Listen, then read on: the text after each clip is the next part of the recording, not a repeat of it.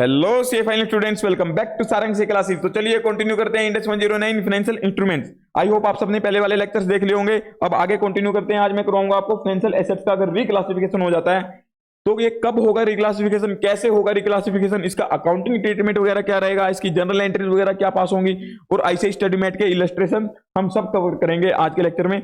और जो आईसीआई ने स्टडी मेट में इलस्ट्रेशन दी हुई है उनके लिए सिर्फ एक एक जनरल एंट्री पास की हुई है, तो उससे स्टूडेंट्स को डाउट्स बहुत ज्यादा रह जाते हैं, उनको एक यूनिकनेस नहीं मिल पाती है, क्योंकि उन्होंने बिल्कुल वैसे ही एक नेट करके एंट्री पास की हुई है। तो उसमें लॉजिकली स्टूडेंट्स काफी कंफ्यूज रहते हैं कि कौन सा अमाउंट लिया है। वहां पे उन्होंने फिगर्स भी ऐसे लिए हुए हैं जिससे कि आप उसका एक्यूरेट ट्रीटमेंट नहीं पता लगता। वहां पे फिगर्स ऐसे लिए हुए हैं कि आप पता नहीं लगा पाते कि ये एंट्री हुई कौन से फिगर्स के साथ है। ठीक है, तो आप उसमें गलत लॉजिक भी लगा सकते हो, तो मैं आपको बिल्कुल करेक्ट लॉजिक के साथ आपको बताऊंगा। और यहाँ पे जो ये मल्टीपल कैटेगरीज में हो सकती है, इस कैटेगरी से इस कैटेगरी में ये मल्टीपल प्रोबेबिलिटीज बनती हैं, तो इसके अंदर भी स्टूडेंट्स काफी कंफ्यूज रहते हैं कि इसमें जाएगा तो अलग ट्रीटमेंट होगा। मैं आपको इसमें एक यूनिकनेस दूंगा जिससे कि आपका रिवीजन में टाइम भी वेस्ट नहीं होगा दोबारा से। तो और ये एग्जाम पॉइंट ऑफ व्यू से अब काफी इंपॉर्टेंट हो जाता है कि 2 to 5 मार्क्स का एग्जाम में आ सकता है आपका। ठीक है, क्यों? क्योंकि अब आईसीआई एग्जाम में एमसीक्यूज देने लगी है, तो उसमें कवर होने के बिल्कुल अच्छे चांसेस हैं इसके, तो इसको बिल्कुल इजी कर देंगे हम। तो आइए स्टार्ट करते हैं। एक काम करता हूँ, मैं आपको ना चार्ट के थ्रू करवाता हूँ, चार्ट बनवाता हूँ आपके लिए।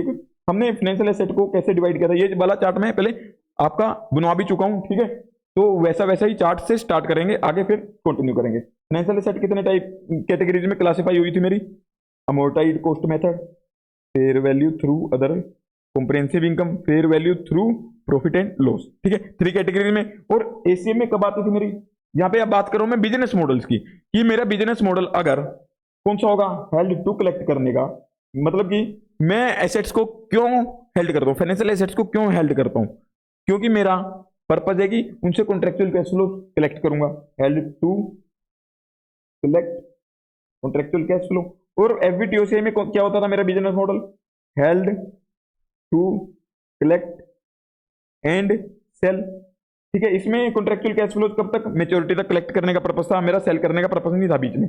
अब इसमें मेरा हेल्ड टू कलेक्ट मतलब कॉन्ट्रेक्चुअल कैश फ्लो कलेक्ट करना है और सेल भी कर सकते हो मेच्योरिटी से पहले। ठीक है, और इसमें होता था मेरा एफवीटीपीएल में सेल करने का। इसमें मेरा ऐसा कोई पर्पस नहीं होता था कि मैं कोई कॉन्ट्रेक्चुअल कैश फ्लो जो मिलेंगे मेरे को वो कलेक्ट करने का। ठीक है, तो हमने ये 3 कैटेगरीज देखी थी। अब ये बिजनेस मॉडल होता है एंटिटी लेवल पे। ठीक है, अब मान लो एक एग्जांपल लेता हूं मैं आपको, कि जैसे मैंने एक 10% डिबेंचर्स के अंदर इन्वेस्ट किया, 10% डिबेंचर्स में इन्वेस्ट किया। अब इसको मैं क्लासिफाई कर अभी तक अकाउंटिंग करते आ रहा था इसकी किसके अकॉर्डिंग? अमोर्टाइज्ड कॉस्ट मेथड के अकॉर्डिंग, क्योंकि इसका क्लासिफिकेशन उसके अंदर हो गया था। ठीक है, मान लो मेरा कंपनी का बिजनेस मॉडल था मेरी कंपनी का हेल्ड टू कलेक्ट, इसलिए मैं इसको एसीएम में करते आ रहा था। ठीक है, और अब मैं कहता हूं कि मैं जो ये डिबेंचर था, मेरा जो ये डिबेंचर है, इसको ना मैं चाहता हूं कि मैच्योरिटी से पहले ही सेल कर दूं। तो क्या अब ये एसीएम से एफवीटीओसीआई में जाना चाहिए या नहीं? बोलो। नहीं नहीं नहीं नहीं, मैं ये यहां पे क्या किया, सिर्फ अपना एक ही एसेट को सेल करने का सोचा मैंने। एक ही एसेट से डिफरेंस नहीं आएगा, क्योंकि बिजनेस मॉडल चेंज होगा तब ही क्लासिफाई होगा। सिर्फ एक एसेट के इंटेंशन से, कि मैं अब उसका इंटेंशन पहले हेल्ड करने का था मेरा, भाई पहले तो ये वाला इंटेंशन था, फिर ये हो गया, फिर ये हो गया। अगर सिर्फ एक एसेट का चेंज हो रहा है तो मैं रिक्लासिफाई नहीं करूंगा। रिक्लासिफाई कब करूंगा? जब मेरा पूरा बिजनेस मॉडल चेंज होगा। मतलब बिजनेस मॉडल मैंने देखा था पूरा एंटिटी लेवल पे देखते हैं हम, बिजनेस मॉडल एंटिटी लेवल पे देखा जाता है, एसेट लेवल पे नहीं देखा जाता है, इंडिविजुअल एसेट लेवल पे नहीं देखा जाता है, ये कंप्लीट एंटिटी लेवल पे देखा जाता है। और मैंने आपको ये भी क्लियर किया था कि एक एंटिटी के अंदर मोर देन 1 बिजनेस मॉडल भी हो सकते हैं। ठीक है, तो यहाँ पे सिर्फ एक एंटिटी एक एसेट का मेरा चेंज हुआ है। ये पर्पज कि इसको पहले किस लिए रखा हुआ था, अब किस लिए रख रखा है कि मैच्योरिटी से पहले भी सेल कर सकता हूं, तो इसको एफवीटीओसीआई में रिक्लासिफाई नहीं करेंगे। ठीक है, तो मैं कब रिक्लासिफाई करूंगा? जब मैं कहूंगा कि मेरा पहले एसेट्स इसलिए एक्वायर करता था कि उनसे कॉन्ट्रेक्चुअल कैश फ्लो इकट्ठा करने का मोटिव था मेरा। अब बाद में चेंज हो गया कि हाँ, अब मैं इसको हेल्ड टू कलेक्ट इसलिए कर रहा हूं कि मेरे को सेल, मतलब हेल्ड इसलिए कर रहा हूं कि कलेक्ट भी कर लूंगा थोड़ा और सेल भी कर सकता हूं। ठीक है, चाहे पोर्टफोलियो लेवल पे हो चाहे एंटिटी लेवल पे, ठीक है, क्योंकि पोर्टफोलियो लेवल पे भी हो जाती है। जैसे एक एंटिटी के अंदर मल्टीपल बिजनेस मॉडल हो सकते हैं, जैसे कि एक पोर्टफोलियो को उन्होंने हेल्ड टू कलेक्ट सीसीएफ के लिए रखा हुआ है, और एक का held to sell, held to, वो एक हेल्ड टू कलेक्ट सीसीएफ और एक held to collect and sell, ठीक है, अलग अलग हो सकते हैं। तो अगर उस लेवल पे चेंज होता है कंप्लीट, सिर्फ एक इंडिविजुअल एसेट के लेवल पे नहीं देखूंगा मैं। तो एक काम करता हूँ, यहाँ पे आपको नोट पे लेके आ जाता हूँ। ये देखो क्या दे रखा मैंने, ये ट्रिगर कब करेगा, मतलब रिक्लासिफिकेशन होगा कब। Reclassification is only permitted when an entity changes it's business model for managing financial asset. जब उसका बिजनेस मॉडल चेंज होगा तब ही होगा। सिर्फ एक change in intention for a particular asset, मतलब कि सिर्फ एक एसेट का इंटेंशन चेंज हो गया कि पहले उसको help to collect contractual cash flow के लिए रख रखा था, और अब बाद में कहता हूं कि सेल भी कर सकता हूं मैच्योरिटी से पहले, वो इंटेंशन चेंज होने से मेरा रिक्लासिफिकेशन नहीं होगा, ठीक है, रिक्लासिफिकेशन ट्रिगर नहीं होगा, not a change in business model, क्योंकि इसको हम चेंज इन बिजनेस मॉडल नहीं कहते हैं, ठीक है। This change must be significant, और ये चेंज सिग्निफिकेंट होना चाहिए, ठीक है, ये चेंज सिग्निफिकेंट होना चाहिए, और क्या होना चाहिए, demonstrable to external parties and determined by senior management, और ये सीनियर मैनेजमेंट डिसाइड करनी चाहिए इसको, ठीक है, मतलब कि डिटरमाइन सीनियर मैनेजमेंट ने किया होगा तभी तो मानेंगे। अब बिल्कुल आप आर्टिकल्स हो अपनी फर्म में, जब आप मान लो किसी फर्म में हो, वहां पे आपका पार्टनर्स भी है, ठीक है, अब पार्टनर्स जब चाहेंगे एसेट सेल हो तभी तो वो सेल कर पाएंगे। क्या आप की इच्छा है कि आपने डिसाइड कर लिया कि अरे यार ये पूरी फर्म को ही बेच देते हैं, कर सकते हो कैसे, नहीं। तो इसलिए सीनियर मैनेजमेंट द्वारा डिटरमाइन होना चाहिए, मतलब कि आपका बिजनेस मॉडल अब चेंज हो चुके हैं, और ये बार बार नहीं होना चाहिए आपका। ऐसे नहीं होना चाहिए कि सुबह तो सोच रहे थे कि यार इसको हेल्ड करके रखते हैं कॉन्ट्रेक्चुअल कैश फ्लो कलेक्ट करने के लिए, शाम होते ही आपका मूड चेंज हो गया, ऐसा नहीं होना चाहिए, इनफ्रीक्वेंट होना चाहिए, ठीक है, मतलब बार बार नहीं होना चाहिए चेंज, ठीक है। और अब इसकी टाइमिंग, ये रेट्रोस्पेक्टिवली रिस्टेट नहीं करेंगे हम पुरानी जो हमने एंट्रीज की है, हम आगे फ्यूचर वाली रिस्टेट करेंगे, मतलब फ्यूचर में ही इफेक्ट देंगे सारा जो भी होगा, रिक्लासिफाई होगा तो, ठीक है। पहले जितने टाइम तक मान लो जैसे पहले आप एसीएम के अंदर करते आ रहे थे अकाउंटिंग, यहां तक आपने एसीएम के अंदर की है, यहां तक एसीएम के अंदर कर दिया, इसके बाद आपने चेंज कर दिया, तो इसके बाद वाली दूसरे में होगी, इससे पहले वाली को हम देखेंगे भी नहीं, ठीक है। तो अब यहां पे एक एंट्री देनी होगी उस दिन इसकी इंपैक्ट के लिए, रिक्लासिफिकेशन के लिए, वो देखनी है क्या करनी है हमें, सबसे मेजर वही है हमारा। और अब मैं बताता हूं आपको, जब हम बात कर रहे थे कि यहां पे रिक्लासिफिकेशन होगा, ठीक है, रिक्लासिफिकेशन किस किस एसेट का हो सकता है, मैं कहूंगा कि उसी एसेट का हो सकता है जिसके चांसेस है कि ये बिजनेस मॉडल भी हो सकता है, उसका ये बिजनेस मॉडल भी हो सकता है, ये वाला भी हो सकता है, जिसके तीनों बिजनेस मॉडल हो सकते हैं, तो उसी का ही तो चेंज हो सकता है, उसी का तो रिक्लासिफाई हो सकता है ना इसमें। अब जैसे मैं बात करता हूं किसी डिवेंचर के अंदर इन्वेस्ट किया, डिवेंचर को मैं इसलिए भी होल्ड कर सकता हूं कि मैं सिर्फ कॉन्ट्रेक्चुअल कैश फ्लोज लूं,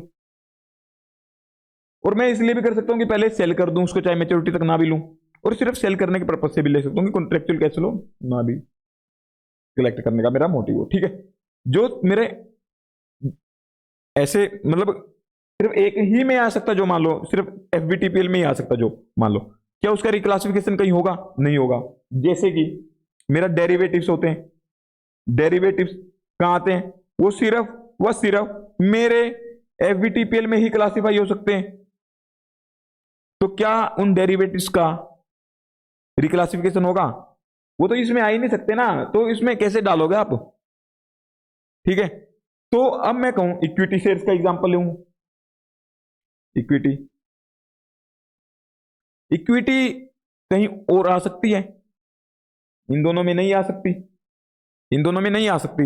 आपको अगर सर एक एफवीटीओसीआई वो इरिवोकेबल ऑप्शन वाला भी आपने बताया था, मैं कहता हूं कि उसको और इसको अलग अलग मानो, तो मैं यहां पे बात उसकी इक्विटी वाले की कर ही नहीं रहा, वो बता देता हूं क्यों नहीं कर रहा उसकी, ठीक है। अब मैं कहता हूं वो ऑप्शन एफवीटीओसीआई इक्विटी कब मिलता था आपको, एफवीटीओसीआई इक्विटी में कब जा सकते थे आप, जैसे एफवीटीओसीआई इक्विटी में कब क्लासिफाई कर सकते थे आप, सिर्फ इसमें इक्विटी एसेट्स को ही क्लासिफाई कर सकते थे, नॉट हेल्ड फॉर ट्रेडिंग, मतलब कि ट्रेडिंग करने के पर्पज से हेल्ड नहीं किया मैंने उसको, तो इसलिए मैंने उसको एफवीटीओसीआई में रिक्लासिफाई कर दिया था, मतलब क्लासिफाई कर दिया था, रिक्लासिफाई नहीं, ये स्टार्टिंग में ही होता है रिक्लासिफाई, और इसमें इरिवोकेबल होता है, ये बाद में एफवीटीपीएल में रिक्लासिफाई हो ही नहीं सकता, ये एकदम से बिल्कुल अलग हो चुका है। जैसे ये होता है ना डाइवोर्स हो जाता है, ये दोनों पहले एक ही थे, हस्बैंड वाइफ, किसके साथ कर गए मैं, हाँ, ये जो एफवीटीपीएल और ये एफवीटीओसीआई इक्विटी, ये पहले एक ही थे मान लो, इसमें से सिर्फ एक इक्विटी था, वो उसकी वाइफ थी, वो कहती मैं हेल्ड फॉर ट्रेडिंग नहीं हूं, इसलिए मैं डिवोर्स लेना चाहती हूँ। डिवोर्स होने के बाद इनके बिल्कुल भी एक दूसरे में आने के बिल्कुल चांसेस नहीं होते। जैसे मैंने आपको इसमें लास्ट लेक्चर में बताया था कि इसके जो भी फेयर वैल्यू चेंज होगा, मतलब कि एफवीटीपीएल के अंदर जो भी फेयर वैल्यू में चेंज आएगा वो सारा का सारा पीएनएल में जाता है, और इसका जो भी फेयर वैल्यू में चेंज आएगा वो ओसीआई में जाता है, और ये ओसीआई वाला ना बाद में रिक्लासिफाई भी नहीं होता, समझे, जब मैं उसको डीरिकॉग्नाइज कर दूंगा तो वो रिक्लासिफाई भी नहीं होता था। तो इसका मैंने आपको बताया था कि ये पहले एक ही थे, बट अलग हो गए तो बिल्कुल डाइवोर्स हो गया, तो उसका उससे कुछ लेना देना नहीं रहा आपस में, तो ये बाद में रिक्लासिफाई भी नहीं हो सकती, इसमें ना इसका कोई फेयर वैल्यू गेन वगैरह नहीं हो सकता, बट डिविडेंड इंटरेस्ट वगैरह होता था तो वो तो रिक्लासिफाई हो जाएगा आखिरी में।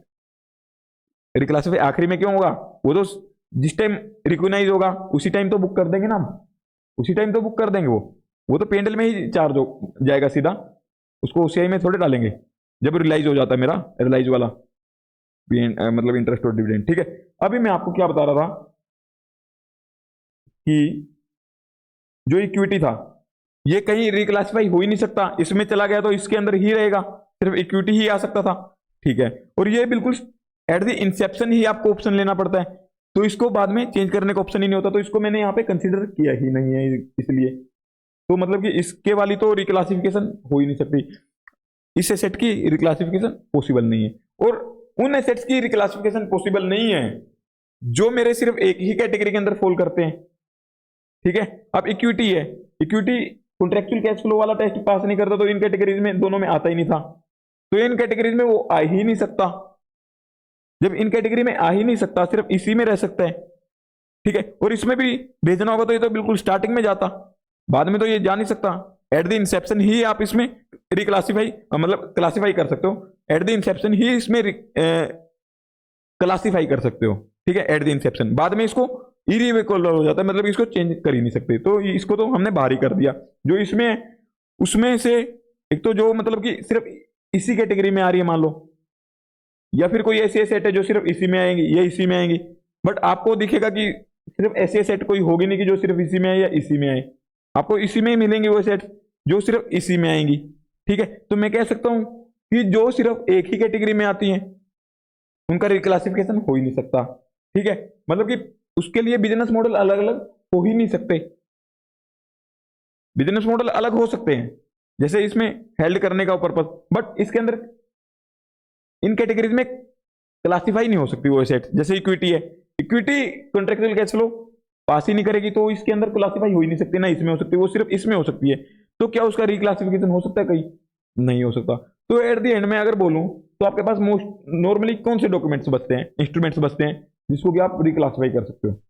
मैं अगर लॉजिकली बताऊं तो आपके पास सिर्फ डेप्ट वाले इंस्ट्रूमेंट्स होते हैं जो वो ही मल्टीपल कैटेगरीज में आते हैं, क्योंकि सीसीएफसी टेस्ट वगैरह उसी में पास होता है। ठीक है, तो आप इन्हीं को तो फिर रिक्लासिफाई कर पाओगे। नॉर्मली अगर मैं लॉजिकली बात करूं तो यही बचते हैं, इसके अलावा कुछ और बचेगा तो देखते हैं। ठीक है, तो अभी बात करते हैं हम वहीं पे नोट्स पे जाके, यहाँ पे नोट्स से और क्लैरिटी मिलेगी आपको चीज़ों की। यहाँ पे मैंने सारा लिखा होगा आपके लिए, रिक्लासिफिकेशन परफेक्टली आएगा, और ये फेयर वैल्यू ऑप्शन पहले ये वाला करवा दो, equity instrument at FVTOCI if an entity made an irrevocable election, मतलब कि ये कौन सा है, एफवीटीओसीआई इक्विटी वाला।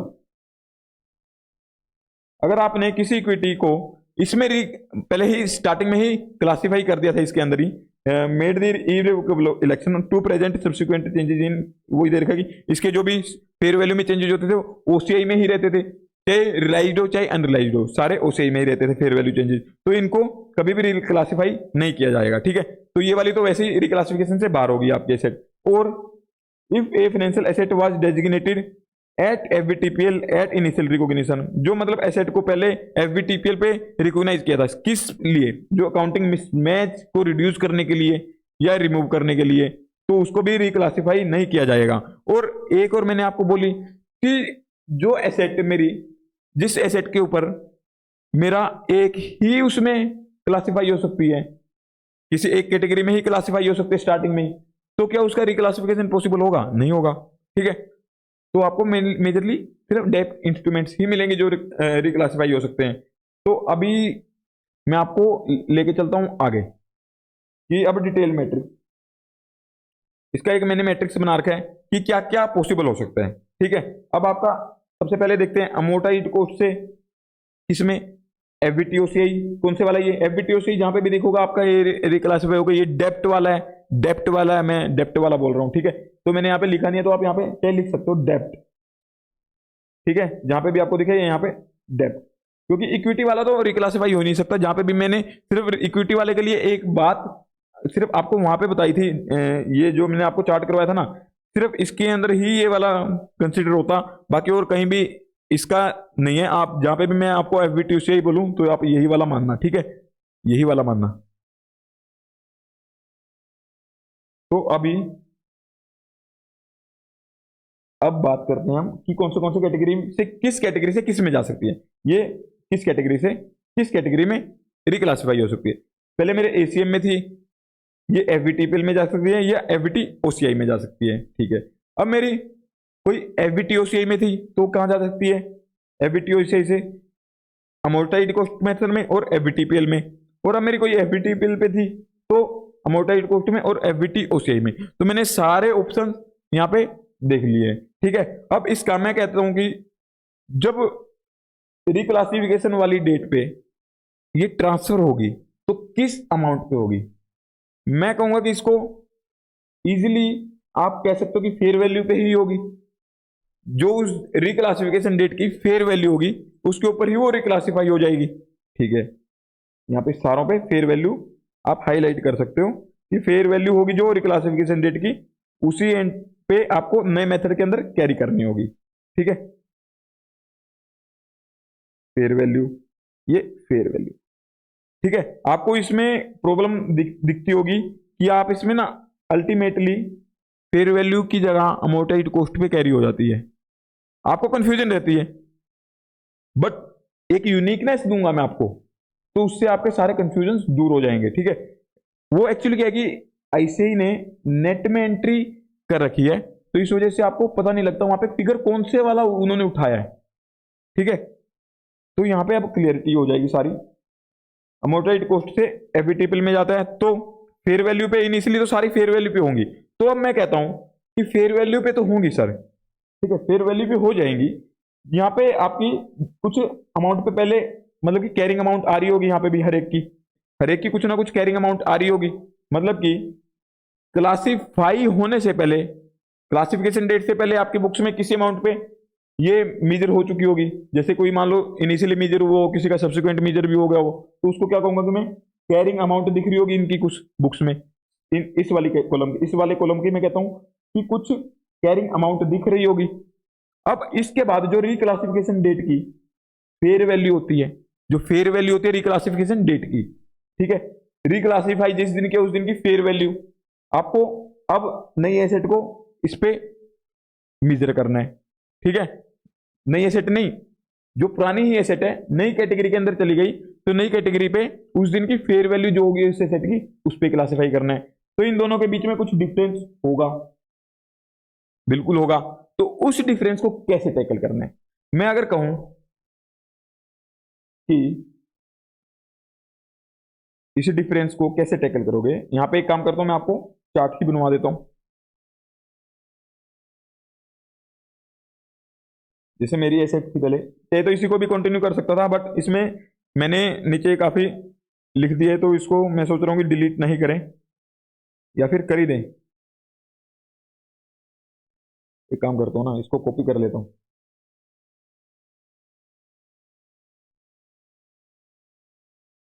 कॉपी,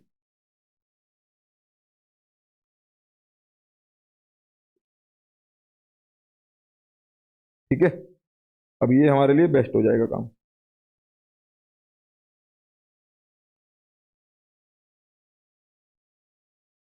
अगर मैं कहूं अब कि जो अमोर्टाइज्ड कॉस्ट मेथड था मेरा, इसके ऊपर चलते हैं।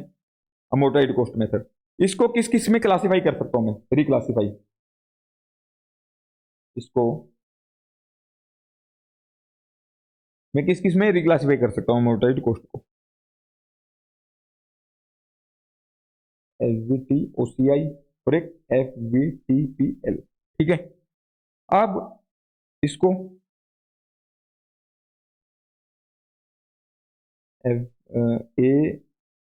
AMC ACM और FVTPL, और इसको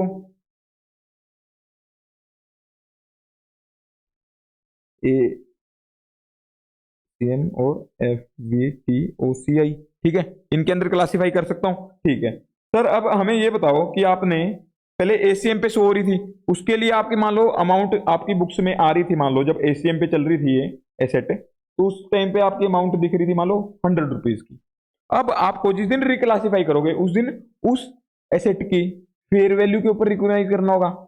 जी सर, ये पहले उसकी बुक्स में दिख रही थी मेरी 100 रुपीज की, और अब दिख रही है मेरे को कितने की, 98 की। तो इसको रिक्लासिफाई किस अमाउंट पे होगा, इस पे। तो हम इसकी एंट्री क्या करेंगे स्टार्टिंग में एक काम करना, जैसे मैंने आपको इंपेयरमेंट वाला इंडेक्स करवाया था, तो उसमें मैंने आपको एक कहा था कि पहले जिस इंडेक्स से आ रही है उसके अकॉर्डिंग उसकी कैलकुलेशन कर लेना, फिर दूसरे इंडेक्स में आ जाना। ठीक है, अब मैं यहां पे भी कहता हूं कि सेम ही ट्रीटमेंट चलेगा आपका। उसमें कहा था मैंने आपको एक, जैसे कि आपको किसी में मैंने शादी में इनवाइट किया, मैंने कहा कि आप घर से खा के आना पहले, तभी आपको मैं खाना खिलाऊंगा। ठीक है, तो यहाँ पे वही है कि आपको पहले घर से खा के आना होगा खाना, मतलब कि पहले जो ये फेयर वैल्यू है, जिस फेयर वैल्यू पे होगी, ये इसका एडजस्टमेंट पुराने वाले मेथड के अकॉर्डिंग ही करके आना है। उसके अंदर ये कर लोगे तो उसके बाद रिक्लासिफाई की एक एंट्री होगी सिर्फ मेरी, जो पहले मान लो फाइनेंशियल एसेट पहले मेरी अमोर्टाइज्ड मेथड पे दिख रही थी, एट अमोर्ट ACM। ठीक है, अब पहले ACM पे दिख रही थी, इसको तो मैं क्रेडिट कर दूंगा, और अब किस पे आएगी मेरी, मान लो FVTOCI पे आ गई, तो फाइनेंशियल एसेट एट FVTOCI। ठीक है, ये डेबिट हो जाएगा। तो ये किस अमाउंट से होगा, जो फेयर वैल्यू होगी रिक्लासिफिकेशन डेट की उस पे। बट आपको बुक्स में कैरिंग तो ये थी 100, तो इसका ट्रीटमेंट कैसे होगा, इसका ट्रीटमेंट कैसे होगा? उस ट्रीटमेंट को मैं बताता हूं कि कुछ उस पर गेन या लॉस हुआ होगा। जैसे यहां पे आपका लॉस हो गया, ये लॉस कहां पे जाएगा, समझ रहे हो? अब इस लॉस की क्या एंट्री होगी,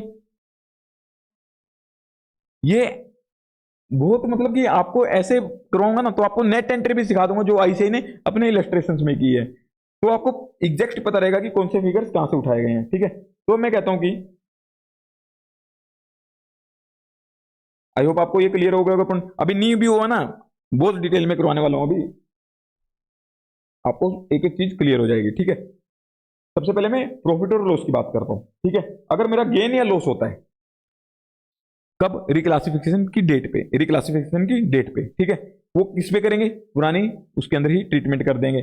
जैसे कि मैं पहले बात करता हूं कि FVTOCI से ACM पे जाती है अगर, तो इसको ना एक काम करता हूं, मैं थोड़ा सा इसको छोटा कर लेता हूं ताकि मैं एक और कॉलम यहाँ पे ऐड कर सकूं।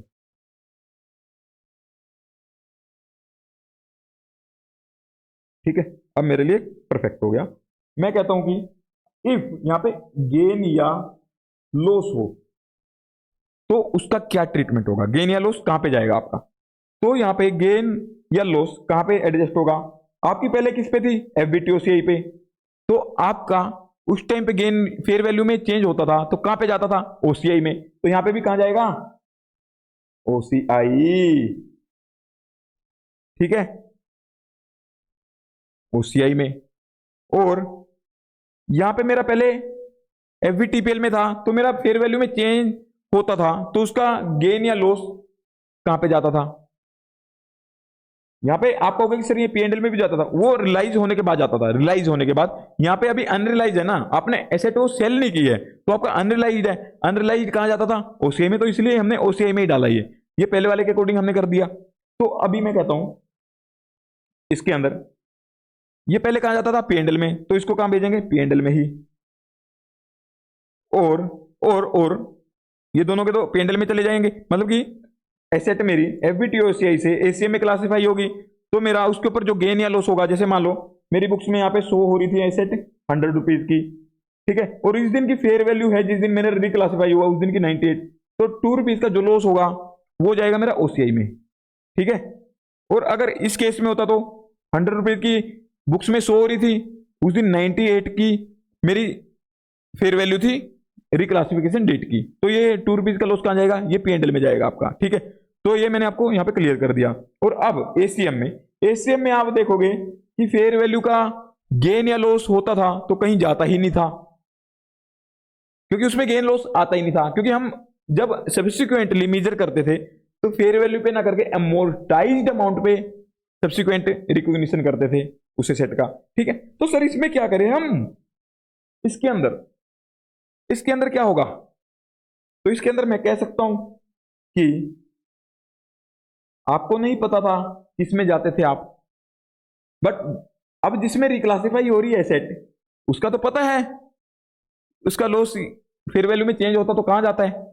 मैं कहता हाँ पता है। तो आप क्यों इतना दुखी हो रहे हो? ये FVTOCI में हुआ तो OCI में भेजो, और ये इसमें हुआ तो P&L में भेजो लॉस या गेन को, गेन या लॉस दोनों, ठीक है। मान लो 100 की जगह 102 हो जाती तो 2 रुपए का गेन, जैसे इस केस में FVTOCI वाले में मतलब OCI में जाता है, समझ रहे हो? सर ये तो हमारे को इतना इजी हो गया, अभी गेन या लॉस में हम बहुत उलझे रहते थे कौन सा किस में जाएगा। आपको ये वाले तो याद रखने की जरूरत है ही नहीं, क्योंकि आपको जो भी फेयर वैल्यू पे लेके आना ना वो पुराने मेथड के कैटेगरी के अकॉर्डिंग लेके आना है, ठीक है। पुराने कैटेगरी के अकॉर्डिंग सारी एडजस्टमेंट कर दोगे। अब नई पे कैसे आती है सेट? नई पे मैं कहता हूँ कि एक्चुअली क्या किया उन्होंने, नेट एंट्री करके है ना ICAI ने अपने मेट में, तो इस वजह से आपको कंफ्यूजन होती है। तो अब पहले अगर मैं अलग अलग जैसे बुक्स बनती है कॉर्पोरेट्स की, तो जैसे मैंने वहां पे कॉर्पोरेट्स में काम करते थे तो ऐसे ही होता था फाइनेंशियल एसेट्स का, तो पहले पुराने वाले में होगी एंट्री, उसके बाद एक एंट्री होती थी ट्रांसफर की, जैसे कि फाइनेंशियल एसेट मैंने आपको बता दिया था कि वो सेम अमाउंट पे होगी 100 और 100, ये पहले जिसमें थी नहीं, पहले वाली 2 हो जाएगी, डी रिकॉग्नाइज हो जाएगी ना पहले वाली से, और नए वाली में रिकॉग्नाइज हो जाएगी, समझे? तो अब एक काम करता हूं, इसको मैं आपको वहां पे रीड करवाता हूं जल्दी से अपने नोट्स पे। मैंने नोट्स में एक काम किया है, जो पुराने आपको लॉजिक तो पता लग चुका है, तो मैंने नोट्स को ज्यादा बड़ा ना करते हुए सिर्फ उसी केस में लिखा है कि जिस केस में जैसे मेरा अमोर्टाइज से अगर चेंज होता था तो इसमें आप गलती कर सकते हो, तो इस केस में मैंने आपको लिख दिया। अदरवाइज जो पुराने वाले थे इसमें P&L में ही जाएगी आपकी, आपको पता है गेन या लॉस किसमें? P&L में, और इसमें गेन या लॉस, तो एक काम करता ना ऐसे नहीं करके ऐसे कर दो, गेन या लॉस होगा जो वो कहां पे जाएगा? इस केस में दोनों में ये P&L, ठीक है। और इसमें गेन या लॉस होगा तो इसमें फेयर वैल्यू जो उस दिन की, और जो पहले कैरिंग अमाउंट आपकी शो हो रही थी उसके जो गेन या लॉस होगा, ठीक है। मतलब जो आपकी बुक्स में शो हो रही थी कैरिंग अमाउंट वो, और जो आपकी फेयर वैल्यू रिकॉग्निशन रेट क्योंकि उसका डिफरेंस होगा वो गेन या लॉस होगा, वो कहाँ का जाएगा?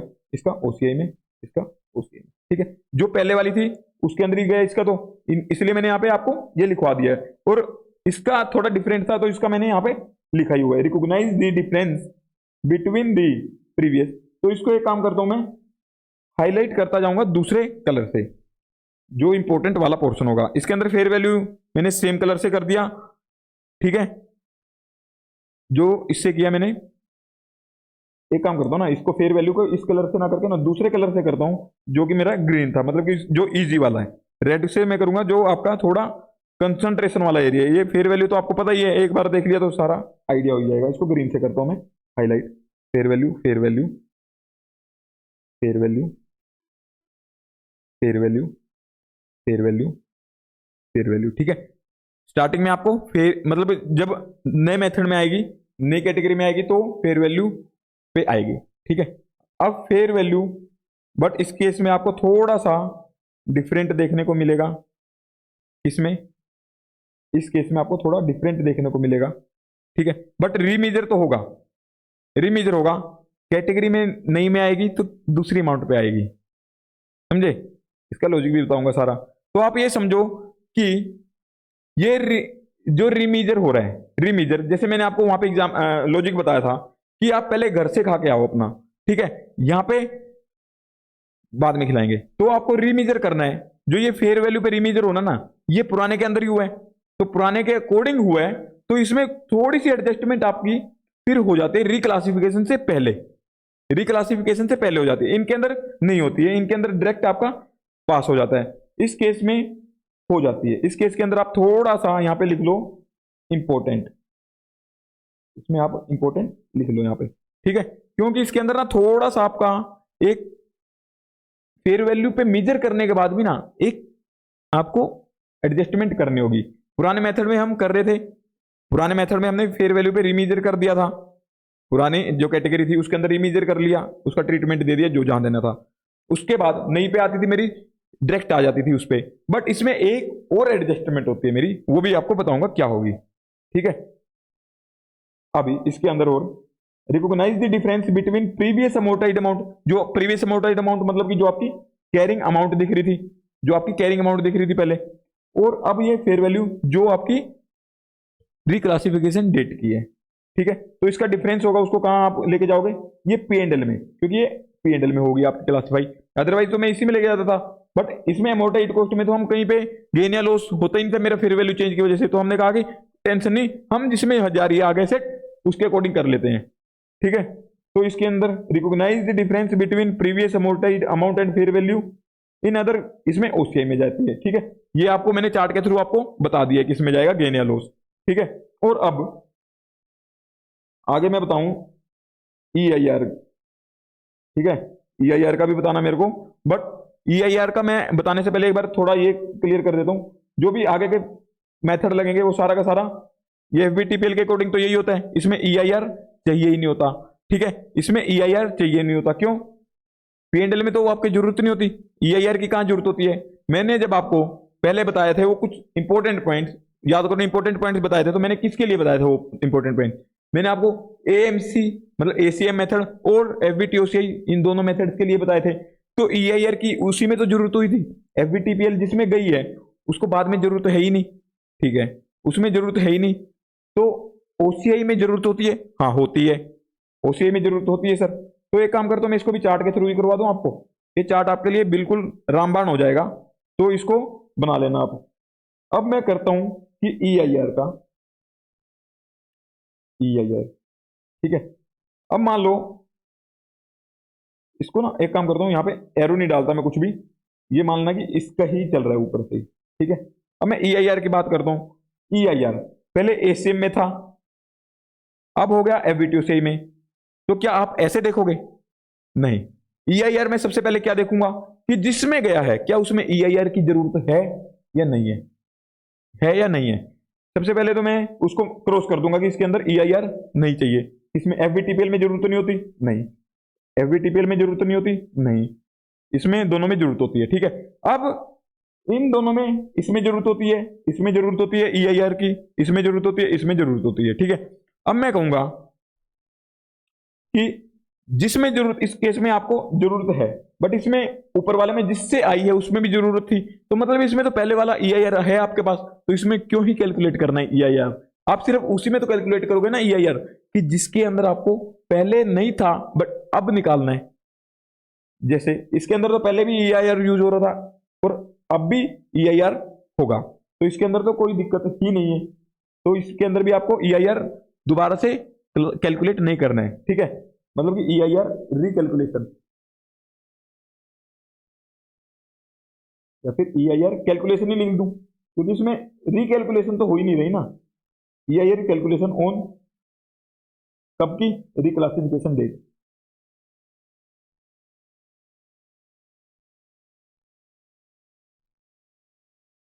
ठीक है। अब पहले FVTOCI में थे, इसमें भी EIR की जरूरत पड़ती थी मेरे को, मतलब इफेक्टिव इंटरेस्ट रेट की, और ACM इसके अंदर भी पड़ती है, ठीक है, पहले भी था अब भी है, तो इसके अंदर भी मेरे को नहीं चाहिए। मेरे को लॉजिकली अगर मैं कहूं सिर्फ उस केस में ही चाहिए होगा जिसमें पहले तो जरूरत थी नहीं, बट अब मेरे को इसमें जरूरत है। इसमें भी EIR चाहिए। FVTPL में हमने देखा था EIR कैलकुलेशन नहीं चाहिए थी, इसमें चाहिए और इसमें चाहिए, तो इसके अंदर आपको कैलकुलेट करना होगा EIR। ठीक है, तो अगर मैं लॉजिकली बताऊं आपको, बिल्कुल इजी रट्टा लगाऊं, अगर हमने जो चार्ट बनाया गेन या लॉस हमने सबसे पहले किया, तो सबसे पहले वाले के केस में ही दूसरा आएगा। ठीक है, ये बाद वाला, इसमें थोड़ा आपको ध्यान देना है, अदरवाइज तो पहले हम क्या करते हैं, पहले जिस कैटेगरी में थे उसके अकॉर्डिंग ही करते हैं फेयर वैल्यू तक की एडजस्टमेंट। फेयर वैल्यू हम एडजस्टमेंट पुराने वाले के अकॉर्डिंग ही करते हैं, बट इसमें आपका थोड़ा डिफरेंट था, तो वो याद रखना पड़ेगा आपको।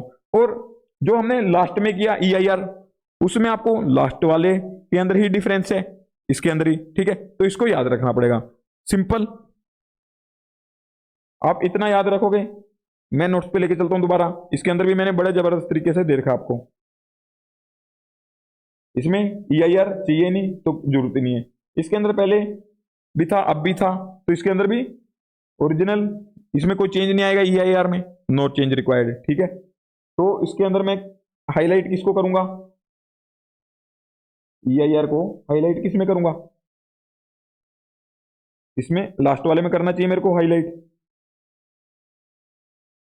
कौन सा गया था, FVTPL वाले में। ठीक है, FVTPL ये बीच में दे रखा मैंने, FVTPL। ठीक है, इसमें new effective interest rate, new क्यों, पहले तो था ही नहीं कोई भाई, अब न्यू करना पड़ेगा। कैसे करोगे, जो आगे के फ्यूचर के calculated new effective interest rate based on the new carrying amount and the remaining contractual cash flows. जो रिमेनिंग कॉन्ट्रेक्चुअल कैश फ्लोज हैं, और हम उसमें कैसे निकालते थे, मैंने आपको बिल्कुल नोट्स के लास्ट में लेके गया था। तो इनिशियल कैरिंग अमाउंट को इक्वल करके हम करते थे, ठीक है वैसे, बट इसमें नेट इनिशियल कैरिंग अमाउंट की जगह कौन सी अमाउंट लेनी है आपको, न्यू कैरिंग अमाउंट, जो रिक्लासिफिकेशन डेट की है वो वाली, और रिमेनिंग जो अभी और आगे फ्यूचर में आपको कैश फ्लोज मिलने हैं वो वाले कंसिडर करके आप ये EIR निकाल लोगे। ठीक है, क्योंकि इससे पहले था ही नहीं कुछ EIR में, इसलिए यहां पे निकालना पड़ेगा इन दोनों केसेस में। ये देखो, ठीक है, इसको मैंने हाईलाइट कर दिया EIR को, बाकी किसी केस में आपको EIR नहीं निकालने की जरूरत। ठीक है, अब P&L के केस में मैंने आपको यहां पे हाईलाइट कर देता हूं कि ये P&L में जाएगा और ये OCI में जाएगा। ठीक है, एक इन दोनों में इसकी ध्यान देने की जरूरत है, और इस केस में आपको EIR पे ध्यान देने की जरूरत है। ठीक है, अब खत्म करते जाते हैं, इसके इलस्ट्रेशन भी करवाने मेरे को, बट क्लैरिटी आना बहुत जरूरी है आपको। और अब जो क्लैरिटी आपको मिल रही है ना, जबरदस्त है। अभी हमने कुछ ज्यादा किया नहीं है, मैंने आपको क्या बताया अभी, रिक्लासिफिकेशन कब कब होगा। ठीक है, तो आपको रिक्लासिफिकेशन उन्हीं एसेट्स का करना है। तो नॉर्मली डेप्ट वाले बचे थे हमारे, डेप्ट वालों का होगा। ठीक है, और सिर्फ एक एंटिटी के इंटेंशन चेंज होने से नहीं होगा, मेरा बिजनेस मॉडल चेंज होना चाहिए। ठीक है, तभी मैं करूंगा। और मैंने उसमें अकाउंटिंग मिसमैच की वजह से, भाई अकाउंटिंग मिसमैच आता, अगर मैं उसको FVTPL में क्लासिफाई ना करता तो मैंने उसको बाहर कर दिया, तो उसको रिक्लासिफिकेशन नहीं हो सकता। एक FVTOCI इक्विटी वाला, वो तो इरिवोकेबल ऑप्शन था, तो उसका तो रिक्लासिफिकेशन कहीं हो ही नहीं सकता। ठीक है, तो सारे बाहर हो गए मेरे, तो डेप्ट वाले बचे थे, तो उनका मैंने देखा कि सबसे पहले मैंने कौन सा देखा था, P&L। सबसे पहले तो देखा था कि अमाउंट रिक्लासिफिकेशन कैसे होगी। मैं पुराने वाले कैटेगरी के अकॉर्डिंग करके आऊंगा, किस पे मेजर, रीमेजर करके आऊंगा मैं फेयर वैल्यू पे, फेयर वैल्यू पे रीमेजर करके आ गया मैं पुराने वाली कैटेगरी में। ठीक है, उसके बाद मेरा गेन या लॉस आता है। गेन या लॉस वो कैसे होगा, गेन या लॉस कैसे होगा, तो इसमें मैंने दिखाया था ना आपको, इस चार्ट के थ्रू ही चलता हूं। गेन या लॉस जो मेरे पुराने वाले के अकॉर्डिंग होता, पुरानी कैटेगरी के अकॉर्डिंग वही करते। ACMA में कहीं गेन या लॉस करता ही नहीं था पहले, तो उस केस में मैंने OCI में ही कर दिया। इसमें मतलब जो इसमें नए वाली आई है उनके अंदर कर दिया। और EIR मेरा, जिसमें पहले जरूरत नहीं थी बट अब जरूरत पड़ गई है, सिर्फ उसके अंदर मेरे को EIR निकालना है। ठीक है, और अभी मैं नोट्स पे करवाता हूं आपको, क्लोज करवाता जाता हूं अब नोट्स को, अब कुछ बचा नहीं है। ऑल फेयर वैल्यू, ये तो फ्यूचर का लिए बता रखा है, फ्यूचर में FVTPL लगे तो FVTPL के सारे जो प्रिंसिपल्स होते हैं सारे लगेंगे, कि उसके अंदर कैसे कैसे फेयर वैल्यू चेंज होगा, तो ये होगा, डिविडेंड वगैरह मिलेगा तो किस में जाएगा। ठीक है, तो उसका सब्सिक्वेंट में ये होगा। और इसमें एफबीटीसीआई में होगा तो उसमें सब्सिक्वेंट में इसमें सबसे पहले ये करवाता हूँ, ये वाला हो गया पॉइंट, ये वाला करवा दिया।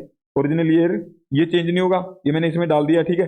बट इसकी आपको इंपॉर्टेंस होनी नहीं चाहिए, सिर्फ जहाँ पे मैंने हाईलाइट किया है आपको वो पढ़ोगे तो भी काम चल जाएगा। Interest revenue, impairment, foreign x, और ये पॉइंट भी आपके लिए मैंने इसलिए डाल दिया कहीं आप गलती ना कर जाओ कि एएमसी और एफबीटीसीआई के अकाउंटिंग में क्या डिफरेंस था। मैंने आपको क्या बताया था जब मैंने आपको एक लास्ट लेक्चर में एग्जांपल करवाया था, कौन सा एग्जांपल करवाया था, ये आपको जबरदस्त करवाया था। उसमें एएमसी मतलब अमोर्टाइज्ड कॉस्ट मेथड और एफबीटीसीआई दोनों ही कवर हो गए थे एक एग्जांपल से। दिखाता हूं मैं कौन सा करवाया था, मैंने काफी बड़ा एग्जांपल करवाया था। हाँ, ये वाला एग्जांपल मैंने करवाया था आपको।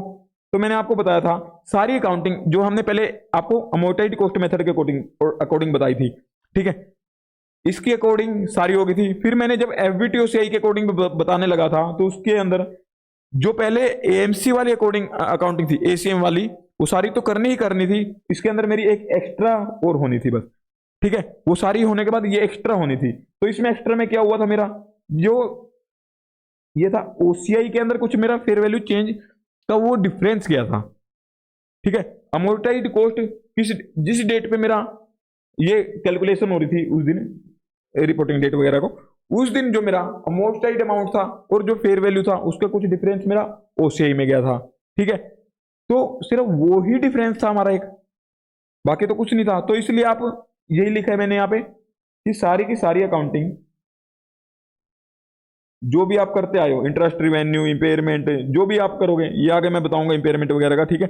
जो अभी तक करते आ रहे थे अमोर्टाइज्ड कॉस्ट पे वो करते ही रहोगे, आर कैलकुलेटेड आज if it were still at amortised cost, ठीक है। तो ये वैसे ही चलता रहेगा क्योंकि उनका दोनों का ट्रीटमेंट सेम ही था, ज्यादा डिफरेंस नहीं था, ठीक है। तो जब सेल हो जाएगी तो उस पर अलग हो जाएगा, वो डी रिकॉग्निशन के टाइम पे मैं आपको सिखा दूंगा जब मैं डी रिकॉग्निशन वाला टॉपिक करवाऊंगा। The fair value change is in OCI, तो जो फेयर वैल्यू चेंज होगा वो ओसीआई में जाने लग जाएगा। बस आपको यहाँ पे क्या हाईलाइट करना है, सिर्फ ये वाला the fair value change is in OCI. उसके अलावा तो सारा का सारा अमोर्टाइज्ड कॉस्ट वाला ही लगता है, सेम ही है, ठीक है। आई होप आपको क्लियर हो गई होंगी चीजें। और इससे नेक्स्ट पे आते हैं। इसमें सब्सिक्वेंट में फॉलो स्टैंडर्ड अमोर्टाइज्ड, जिसमें चली गई वही तो फॉलो करोगे उसके अकॉर्डिंग, बस यही लिखा है। सब्सिक्वेंट में फॉलो एफबीटीसीआई में गई तो एफबीटीसीआई फॉलो करोगे। इसके अंदर मेरे को थोड़ा टाइम देना आपको, पहले नीचे वाला करवा देता हूँ point. The asset continues to remeasure, उस पे द क्युमुलेटिव गेन और loss previously recognised in OCI is reclassified from equity to P&L, ठीक है। ये वाला दोनों मेरे को करवाने हैं आपको, ठीक है। ये थोड़े इंपॉर्टेंट, इसके अंदर ना जो पहले वाला गेन या लॉस है उसको रिक्लासिफाई करेंगे।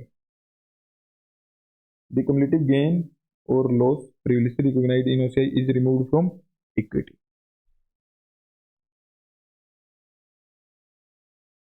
जो क्युमुलेटिव गेन और loss previously recognised in OCI is removed from equity, ये वाला काफी इंपॉर्टेंट है आपके लिए, ठीक है।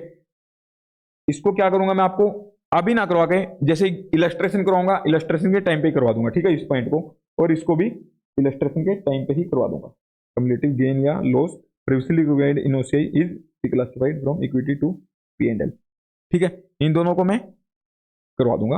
और इसके बाद वाला सब्सिक्वेंट फॉलो एएमसी में हो गया था तो एसीएम वाला ही लगेगा, और इसमें ये एफबीटीपीएल में होता जो एफबीटीपीएल लग जाएगा सब्सिक्वेंट में कोई दिक्कत नहीं है।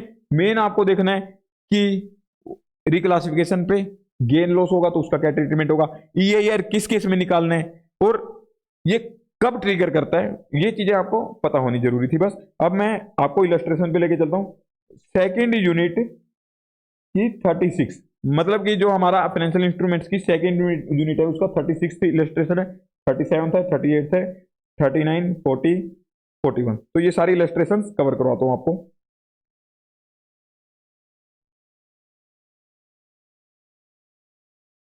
हाँ जी, बॉन्ड्स फॉर ₹1,00,000 रिक्लासिफाइड एज एफवीटीपीएल, ठीक है। Fair value on reclassification is, reclassification की डेट पे कितनी फेयर वैल्यू है उसकी 90,000। पास द रिक्वायर्ड जनरल एंट्री, तो इसकी जर्नल एंट्री कैसे पास होगी, इसकी मैं अगर कहूं जनरल एंट्री पास करनी है, इन्होंने नेट करके दिखा रखी है, ठीक है। तो मैं कहूंगा कि इसके नेट ना करके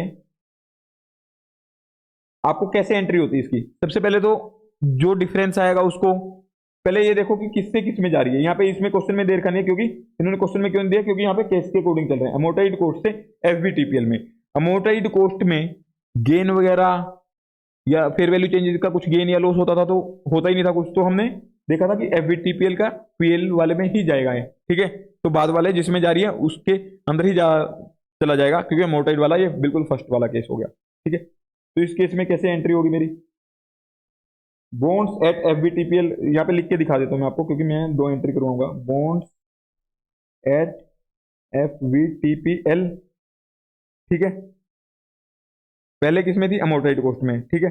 बट मैं अभी ये एफबीटीपीएल में क्लासीफाई नहीं करूंगा, क्योंकि एफबीटीपीएल में तो बाद में होगी क्लासीफाई, उसकी एंट्री अलग डालूंगा। मैं सबसे पहले ये दिखाऊंगा कि इसमें फेयर वैल्यू कितनी है मेरी, फेयर वैल्यू पे रिकॉग्नाइज करूंगा सबसे पहले, सेम उसके अंदर ही bonds at amortised cost method 2। अब इसके अंदर ना ये पहले ये देखना पड़ेगा कि इसमें गेन हो रहा लॉस हो रहा। पहले 1 लाख की दिख रही थी मेरी बुक्स में, अब 90,000 हो गया, तो मतलब 10,000 से मेरे को कम शो करनी पड़ेगी अपने सेट, तो 10,000 का क्या हो गया, लॉस, ठीक है। 10,000 का लॉस हो गया है, तो इसमें क्या करूंगा, बॉन्ड्स एट एसीएम, इसको क्या करूंगा मैं, क्रेडिट करूंगा ना इसको, तो क्योंकि लॉस हुआ इसमें। तो सबसे पहले loss on reclassification debit to bonds at amortised cost method, कितने से, 10,000 का हुआ लॉस, 10,000 की एक एंट्री होगी मेरी, ठीक है। ये तो मेरी लॉस की एंट्री होगी, ठीक है। अब इसके बाद रिक्लासिफिकेशन की एंट्री होती है मेरी, वो क्या होगी, अब मेरी बुक्स में पहले एसेट कितने की दिख रही थी, 1 लाख की, अब यहाँ पे बॉन्ड्स को मैंने क्रेडिट कर दिया तो कम हो गया 10,000 से, तो अब ये कितने पे आ गई, 90,000 पे आ गई है मेरी, माइनस 10,000 कर दिया मैंने, उसका इंपैक्ट दे दिया एंट्री में, तो अब ये 90,000 की शो हो रही है मेरी बुक्स में। तो अब इसको क्या करूंगा, ट्रांसफर, अब मेरे को लेके आने किस पे, बॉन्ड्स को एफबीटीपीएल पे, बॉन्ड्स एफबीटीपीएल डेबिट, उसको रिकॉग्नाइज डी रिकॉग्नाइज कर दूंगा, जो पहले में वाले में दिख रही होगी, बॉन्ड्स एट एसीएम, कितने से, 90,000। तो अब मैंने दो अलग अलग एंट्री पास की है, आप इसकी सिंगल भी कर सकते हो, जैसे आईसीआई ने की हुई है, ठीक है। इसको सिंगल भी कर सकते हो जैसे आईसीआई ने पास की है, ठीक है। अब सिंगल कैसे करोगे, जैसे ये bond at amortised cost method, ये क्रेडिटोर है, तो आप इसको 10,000 और 90,000, ये पूरा 1 लाख से सारे को हटा दोगे। पहले बुक्स में कितना शो हो रहा था, 1 लाख का, वो सारा हटा दिया। इसके बाद नया कितने पे रिकॉग्नाइज हुआ, 90,000 पे, जो डिफरेंस है वो गेन या लॉस, ठीक है। उस गेन या लॉस के साथ में आप एक काम करो, यहाँ पे ना लिख भी देना कि ये गेन लॉस किस में जाएगा, यहाँ पे ब्रैकेट में करके, किस में जाएगा, ये पी एंड एल में, ठीक है। यहाँ पे पी एंड एल लिख देना, यहाँ पे पी एंड एल लिख देना, मतलब कि एक तो ये हो गया आपका, आई होप आपको क्लियर हो गया होगा। और यहाँ पे दूसरा, ये कौन सा वाला है, अमोर्टाइज्ड कॉस्ट से एफबीटी ओसीआई में जाएगा। अगर बॉन्ड्स कितने के थे, 1 लाख के, रिक्लासिफाई हो गए एफबीटी ओसीआई पे, अमोर्टाइड से एफबीटी ओसीआई पे, ठीक है। अब इसमें फेयर वैल्यू ऑन रिक्लासिफिकेशन कितना है, 90,000, पास करो जनरल एंट्री को, ठीक है। बॉन्ड्स कितने, 1 लाख के थे, अब फेयर वैल्यू रिक्लासिफिकेशन पे हो गए 90,000 के, तो इसमें एक एंट्री तो यही वाली पास हो जाएगी 90,000 तक लेके आने में, ठीक है। बट इसमें एक चेंज रहेगा, आपने यहाँ पे ब्रैकेट में क्या लिखा था, पी एंड एल, इसकी जगह वहां पे आएगा ओसीआई, ठीक है। एक तो ये वाली एंट्री हो जाएगी, बॉन्ड सेट अमोर्टाइड को हम कर देंगे to bonds at amortised cost method, क्योंकि इसमें भी कम पे हो रहा है ना, 1 लाख की 90,000 पे शो करनी पड़ेगी आपको।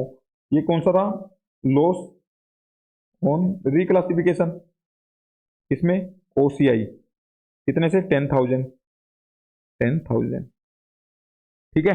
और अब इसकी रिक्लासिफिकेशन की एक और एंट्री डाल दोगे आप, कौन सी, बॉन्ड्स किस पे दिखेंगे, अब उसको रिकॉग्नाइज कर लो, उसको डी रिकॉग्नाइज कर दो जिसपे पहले थे, at amortised cost method at FVT OCI, कितने से, 90,000 के हो गए। ये 90,000 क्यों आए आपको पता लग गया, ये कोई 10,000 से यहाँ पे माइनस हो गई थी एसेट, ठीक है। ये हो गया, नेट भी दिखा सकते हो आप एग्जाम में, नेट भी दिखा के आ सकते हो और वैसे भी कर सकते हो। और अब यहाँ पे बात करते हैं बॉन्ड्स ये कौन सा हुआ है, एफवीटीपीएल से अमोर्टाइड। अब एफवीटीपीएल से अमोर्टाइड में हुआ है तो पुराने वाले में ही जाएगा मेरा प्रॉफिट या लॉस होगा, तो जो फेयर वैल्यू का जैसे पहले करते थे। एफवीटीपीएल में कैसे करते हैं हम, पीएनडल में चार्ज करते हैं तो इसका पीएनडल में ही जाएगा। ठीक है, कितने के बॉन्ड से, 1 लाख के। रिक्लासिफाई हो गए कितने पे, ये है मेरा, हाँ रिक्लासिफाई कितने पे हो गए, 90,000 पे। तो इसकी एंट्री क्या होगी आपकी, ये पहले किस पे दिख रहे थे आपको, एफवीटीपीएल पे दिख रहे थे। ठीक है, अब यहाँ पे भी लॉस है, लॉस के लिए आपको क्या करना होगा, एसेट को कम करना होगा थोड़ा सा, to bonds at amortised cost method, कितने 10,000 का लॉस है, और यहाँ पे लॉस ऑन रिक्लासिफिकेशन डेबिट कितने से, ये 10,000 से। ठीक है, एक एंट्री तो ये होगी, और फिर आप जब इसको रिक्लासिफाई करोगे तो दूसरी हो जाएगी, बट ये लॉस देखना पड़ेगा कहाँ पे जाना है, ये आप ब्रैकेट में मेंशन करोगे। ठीक है, ब्रैकेट में मेंशन कर दो या इसकी एक अलग से एंट्री पास कर दो, कोई दिक्कत नहीं है, दोनों कर सकते हो आप। ठीक है, अलग से एंट्री कैसे पास होगी इसकी, अगर अलग से करोगे तो ये किसका, इसका कहाँ जाएगा लॉस, पीएनडल में। ठीक है, जैसे पुराना था, तो इसका अगर P and L debit to loss on reclassification तो 10,000 10,000, ये एंट्री भी पास कर सकते हो आप, और उसमें ब्रैकेट में लिख भी सकते हो। ठीक है, आपके ऊपर है, मैं तो कह रहा हूँ यहीं पे लिख दो क्या एंट्री करनी है एक और पास एक्स्ट्रा में। ठीक है, ये पीएनडल में चला गया, और इसकी दूसरी एंट्री होगी कितने पे, 90,000 पे पास हो जाएगी। ठीक है, तो आप इसकी नेट भी कर सकते हो जैसे आईसीआई ने की है। आईसीआई ने कैसे की है, बॉन्ड्स अमोर्टाइज पे चले गए, एफवीटीपीएल से डिरिकॉग्नाइज कर दिया, अमोर्टाइज पे वो कर दिया, और डिफरेंस लॉस ऑन रिक्लासिफिकेशन यहाँ पे ब्रैकेट में जरूर लिख देना आपकी पीएनडल में जाएगा ये। ठीक है, इसके बाद एफवीटीपीएल से एफवीटीओसीआई में जाता है अगर, तो उस केस में क्या होगा, bonds for ₹1 lakh reclassified as, 1 lakh के बुक्स में शो हो रहे थे आपके जो बॉन्ड, वो रिक्लासिफाई हो गए हैं एफवीटीओसीआई में। फेयर वैल्यू ऑन रिक्लासिफिकेशन कितना, 90,000। तो इसकी जनरल एंट्री पास करोगे कैसे, ये पहले किस पे दिख रहा था आपको, एफवीटीपीएल पे, तो इसका जो एक एंट्री तो ये वाली पास हो जाएगी आपकी, 10,000 से लॉस किस में जाएगा, पीएनडल में। ठीक है, पीएनडल में लॉस जाएगा, और दूसरी एंट्री उसको रिक्लासिफाई कर दोगे, मतलब कि एफवीटीपीएल को डिरिकॉग्नाइज करके एफवीटीओसीआई में डाल दोगे। ठीक है, अभी तक की एंट्रीज में कोई डिफिकल्टी नहीं आई आपको। अब मैं एफवीटीओसीआई से अमोर्टाइज्ड में लेके आता हूँ,